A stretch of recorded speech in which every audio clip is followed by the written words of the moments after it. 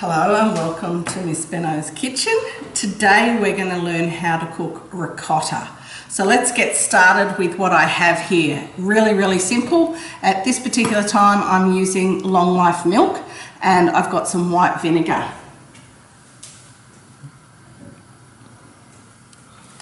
On my stove I've already heated some milk, so it won't take me too long to show you.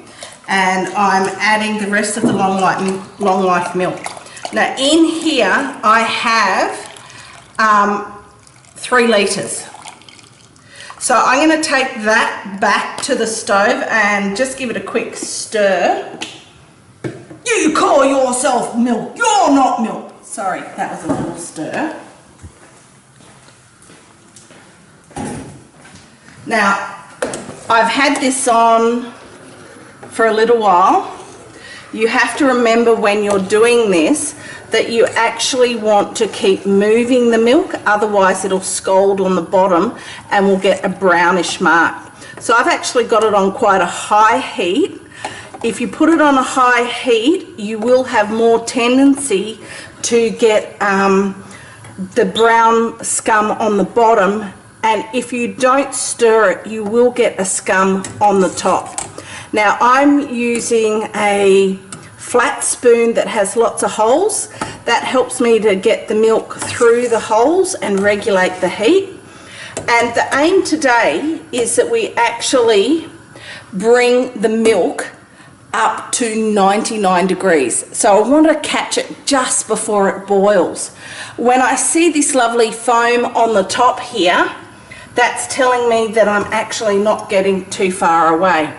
So if I hold that in the right way so that you can see, I'm just using a coffee thermometer. The red represents 70 degrees and we want to get it just below 100. So let's have a little look now at what it is.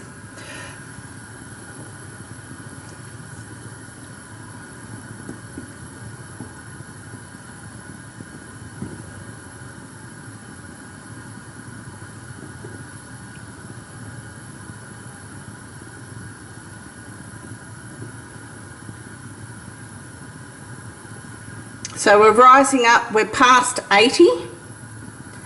So we've got about 18 degrees to go. Let's head back over and talk a little bit about what we're actually going to do. We're going to create our own ricotta cheese by changing the pH, and to do that we're going to add vinegar. I'm adding 150 mils of white vinegar. It is 50 mils of white vinegar per 1 litre of milk. Now I can use pasteurised milk and I can even use homogenised pasteurised milk, but the flavour is so different. What I would really suggest is, if you see you have some milk in the fridge and it's near the use by, you can use this same ratio. So that's 50 mils to 1 litre or 25 mils to 500 mils.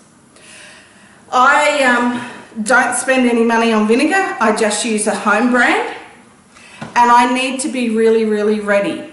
When I hit 99 degrees, I'm going to pour in the vinegar. I'm going to turn it once one way and once back the other way. In my container I have some cheese or ricotta plastic containers, and you'll see that they have lots of little holes in them, and that will allow the curd to sit in and the whey, which will be the watery liquid, to run out. I have a little container at the bottom that is going to stop it's going to allow the whey to run through. So I've got my containers here and I'm ready to go.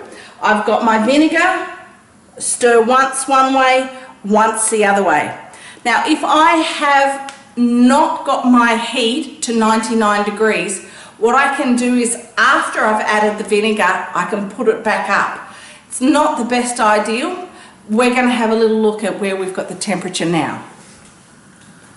So again, I want to give it a stir to regulate the heat, and because I've been over talking to you, I can actually feel that there's a little bit of a scum on the bottom. So I'm going to be really careful not to lift that off the bottom.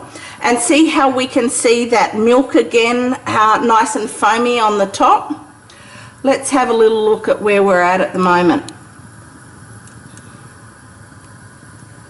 So we've gone past 70, we've gone past 80,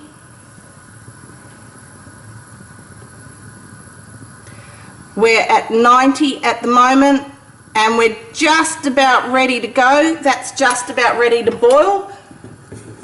Here we go. Pour it in. 1, 2, and let's have a look at our own homemade cheese. If I pull it away from the side, I should now see my curds, the white, and the whey, the clear liquid. Look at that. Okay, can you see that that is my curds and the liquid is the whey? Now that whey is almost all protein except for a tiny bit of vinegar. It's like broken down, made into our whey powder. So whey is the byproduct of making cheese. Now I've got 4 containers here, and I might be a little excited with getting 4 containers in. It is very, very hot. Remember, it's just under boiling.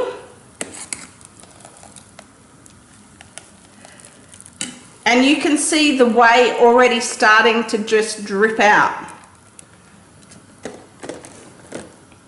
And I'm going to keep adding to these because they will shrink down. However, what I do want to do is try and make 4 containers for our cooking. So I just am trying to be mindful that I spread out the mixture. So just come in nice and close and have a look at that whey. Isn't that the easiest way you have ever seen to make cheese? Again, I've got a lovely spoon with holes to help me get just the curds up.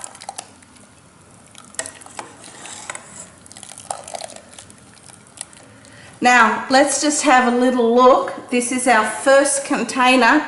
Can we see how much already it's shrunk?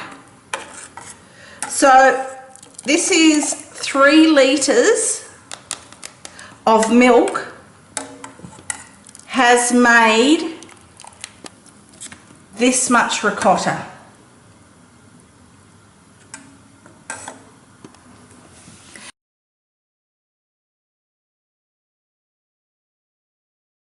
Thank you for tuning in to Ms Benaud and how to make ricotta cheese.